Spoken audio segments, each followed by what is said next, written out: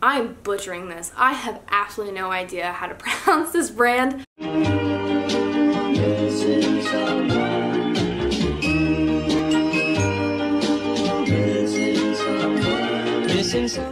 Hey everyone, what's up? Mariana here. Thanks for coming back to my channel. If you're new, welcome. Don't forget to subscribe.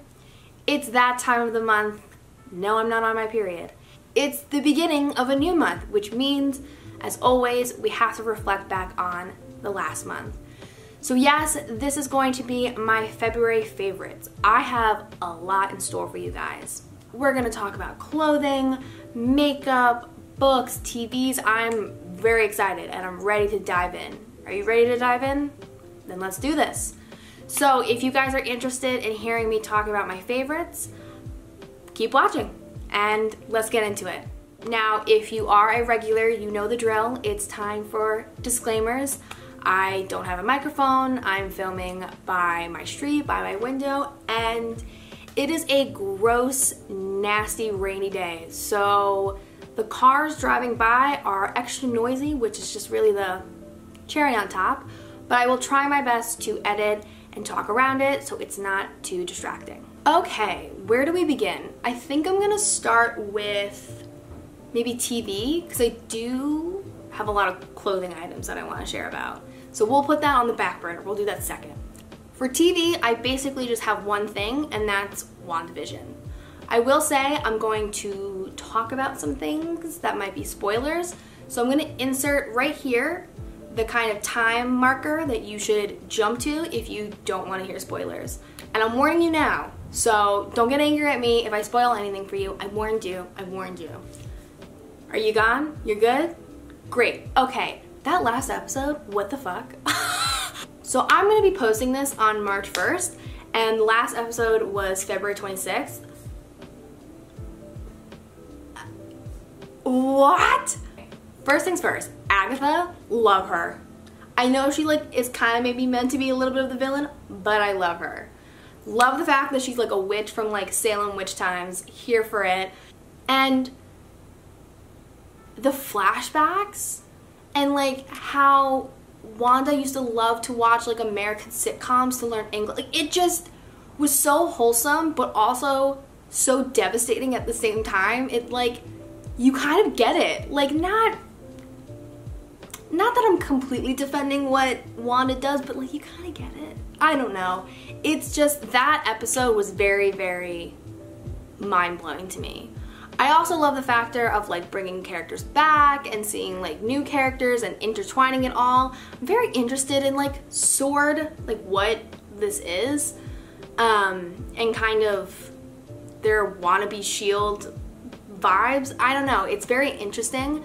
And most importantly, I think this series just makes me excited for more Marvel Disney Plus series. I think this was a good one to start off with. I think it's really grabbing people's attention and it makes me want more. I'm very excited for the season finale. I'm so excited for the finale episode. But like, is that gonna be it? Is it only gonna be just one season? I don't know. I've never read the comics, so I don't know. I could talk about this for days, but we don't have time for that. So if you jumped to this point, hey, how you doing? Now we're gonna talk about books. As you know, I love books. I make it like my one personality trait. But here's the thing, here's the tea. February wasn't the greatest month for me. I think a lot of people were hit hard mentally. I think a lot of people were affected by the standpoint of that it's encroaching a year of quarantine. Like that's just mind-boggling to me. And also, if you believe in it or not, Mercury was in retrograde. So that has a tendency of just fucking shit up. So long story short, I didn't have the largest amount of motivation, and that definitely affected like my reading, like my just want and need to read. So I ended up only reading 4 books, 2 of which I like finished kind of right in the beginning and have already talked about, which is People Like Her and Becoming by Michelle Obama. I hinted at them before in my TBR video.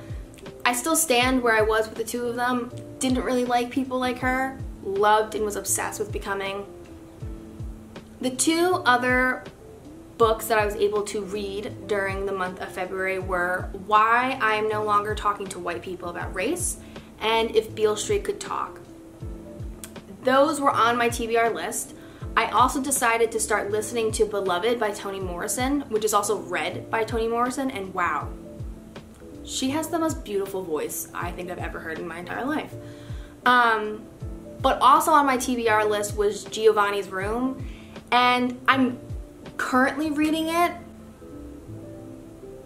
I'm not gonna lie, I'm gonna give it maybe another 20 pages, and if I can't get into it, I think I'm just gonna dip.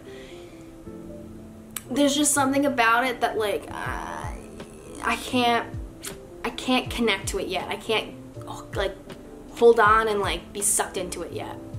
But for the other books, I would give Why I'm No Longer Talking to White People About Race, I would give it like a 9 out of 10 stars.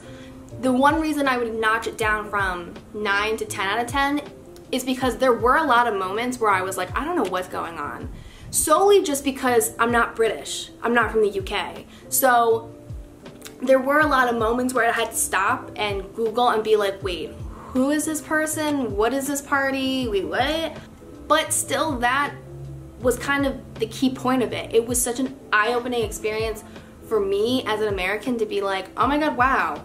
This doesn't just happen in America, this happens in the UK, it happens all across the world, and just like America, Black history is kind of pushed to the side in the UK. Like, it's not addressed as much, and I think that's why this book has been so successful, is because it addresses it head on.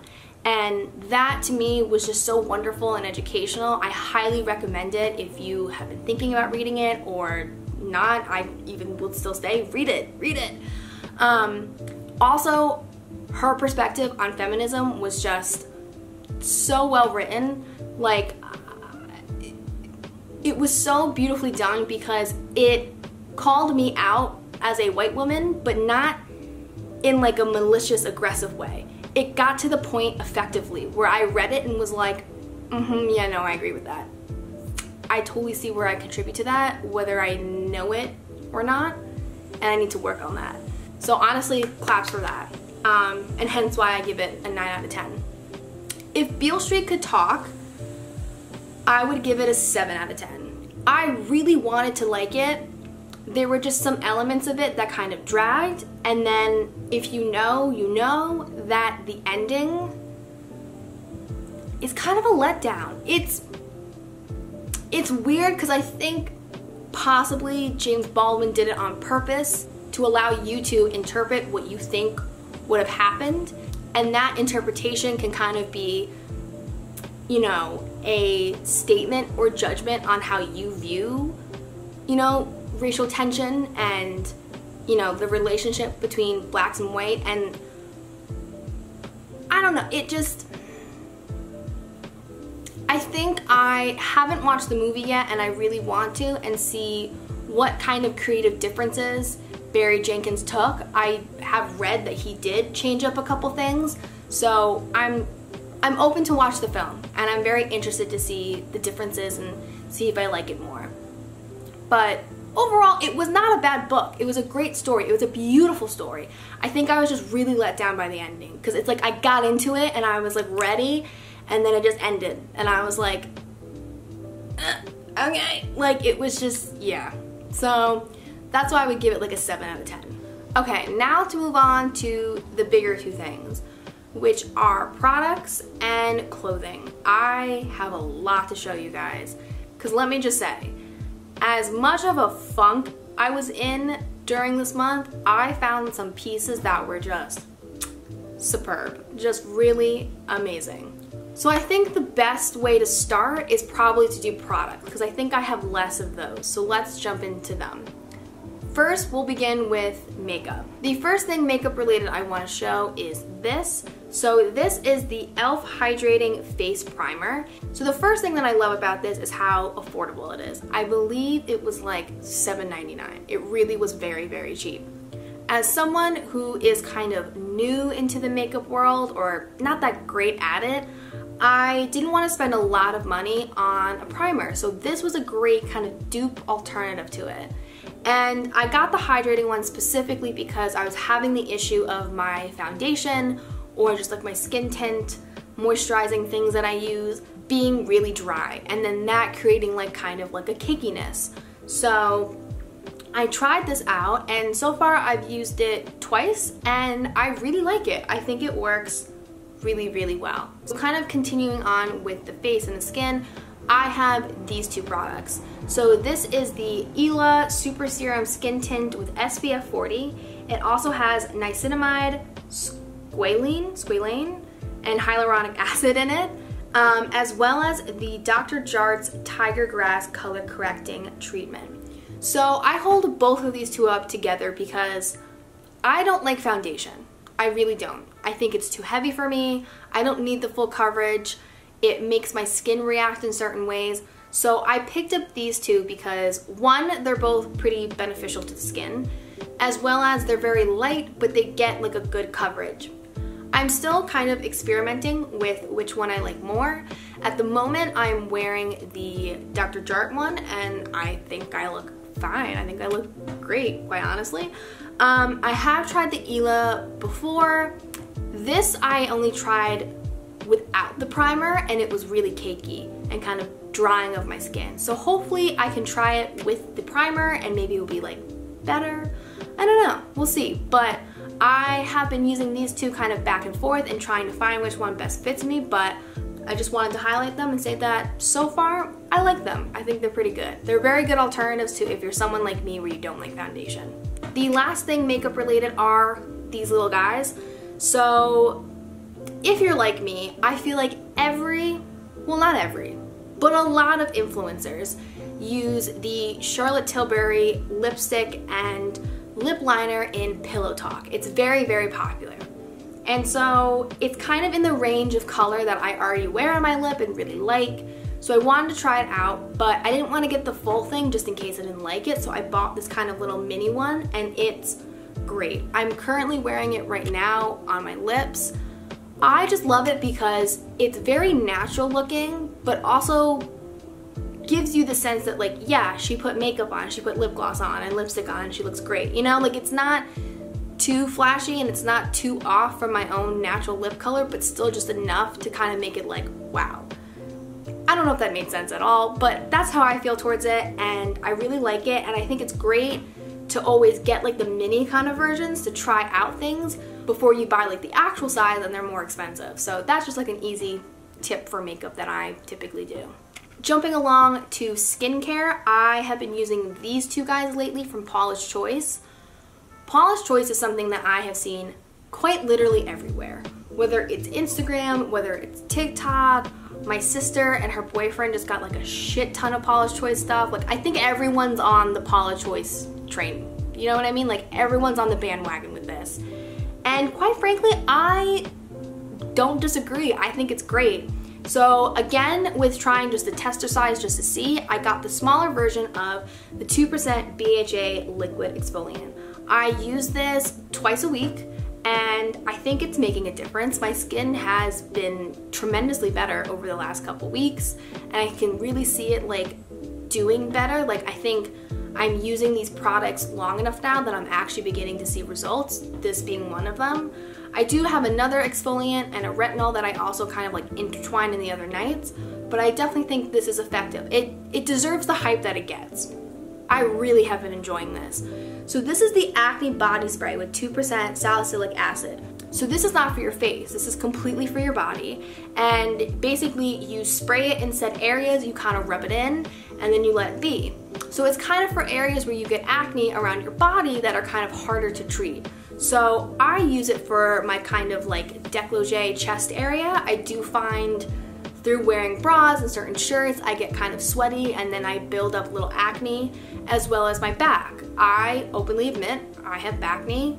Definitely not as severe as it was when I was younger, but it still comes up here and there, and it's hard to reach, and it's better to not pop them, so this is a great alternative for that. So the last thing face related is this guy. So this is the Caudalie. I'm butchering this. I have absolutely no idea how to pronounce this brand, but I'm gonna be honest, I saw it on Poosh and I was like,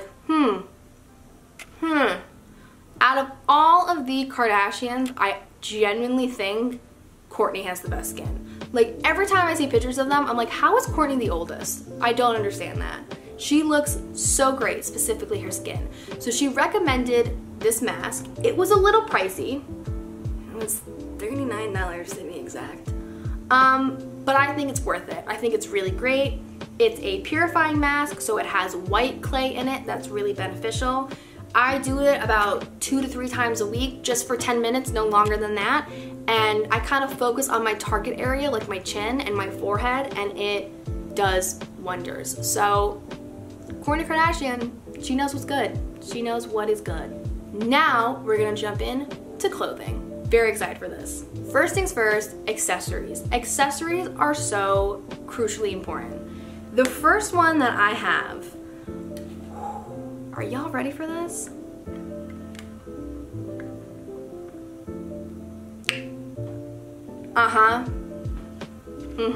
So if you live under a rock, you may have not known that this look, this very like Miami Vice look, is making a comeback. And a lot of influencers have these glasses, and here's the thing, they're really fucking expensive. And sunglasses, and just glasses in general, I don't like to spend a lot of money on because I am such a klutz. I am just prone to losing or breaking them. So I actually got these off Amazon for like 14 bucks. Yes. And let's be honest, I know I'm biased, but I don't see that big of a difference. Like, from a distance, you would still think I look fucking cool and badass. Like, you wouldn't even question, like, are those real or not? Do you know what I mean? So, obsessed with these. They just elevate an outfit so much. It really truly is amazing how much simple sunglasses can just make such a big difference. The next accessory I technically don't own. This is just from Rent the Runway, but I got it in the last week of February and I have been obsessed and so excited to continue using it into March, which is bum ba da da. So if you don't know who the designer Susan Alexandria is, she makes these kind of beaded, very early 2000s-y vibe bags. So this is the heart cow print one, and I love it. I love it so much. It's not the biggest bag, but like, I don't carry a lot of shit anyways. But Rent the Runway just recently got them. I grabbed hold of it so quickly. I was like, hell fucking yeah. And honestly, I'm so tempted to buy it. Because at least with Rent the Runway, I've said it once, I've said it a million times, when you are a member, you get a discount with it. So like, this might happen. I might be keeping this. But I'm obsessed. Anyone who knows me well knows that I love cow print. It's one of my favorite prints, and I'm just so excited to use this more frequently in March. So first, I want to bring up 2 items, but I quickly want to give a shout out to the company. The company is called Vivacious. I will put a link to their website in my description box. Basically, the girl who owns it, I'm friends with one of her friends, and I saw her page through that friend, and she just posts the cutest things. Like, she literally has the cutest, like, kind of staple, but also statement pieces. Like, the clothes are just so cute. And for a boutique shop, I think it's relatively reasonably priced. They're great quality clothing for a really, really great price. So the first one is kind of more just like a staple piece. So it's one of these kind of like stretchy, one size fits all, sports bra-y kind of top. First off, the color, this like deep bluish green, like jade color, I'm here for, we are here for. The material is nice and it's thick, so you don't have to wear a bra with them. You can if you want to. I personally don't. I love them in the sense of just like lounging around, or if I do want to work out, they're great for either one. And overall, they're just super, super comfy. They give me plenty of support, and there are so many colors that I am definitely going to be buying some more of these. The next piece might be kind of hard to tell on camera, but it is a corset top. I have been dying to find one that kind of like fit me well and looked really cute. So I found this on her website. So it has the kind of like rouging on it. I don't know if you can tell.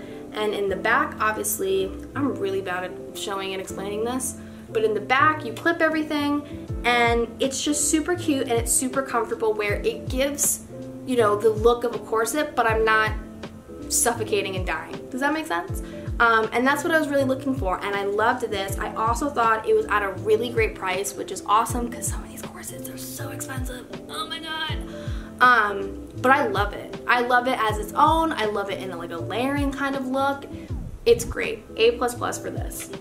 Next, we're gonna talk about my girl, the love of my life, Thredup. I love Thredup. I will say, I do kind of have a love-hate relationship because whoever photographs for them,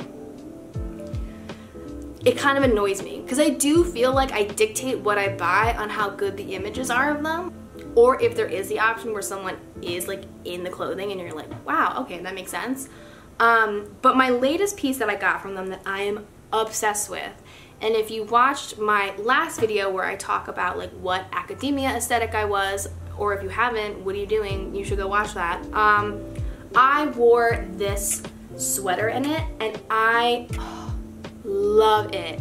It gives me just the perfect amount of like grandma-y vibes. I love the print on it. I love the coloring. This beige tan is everything. It's not itchy, which is key, major key for me. I can't stand anything that is itchy.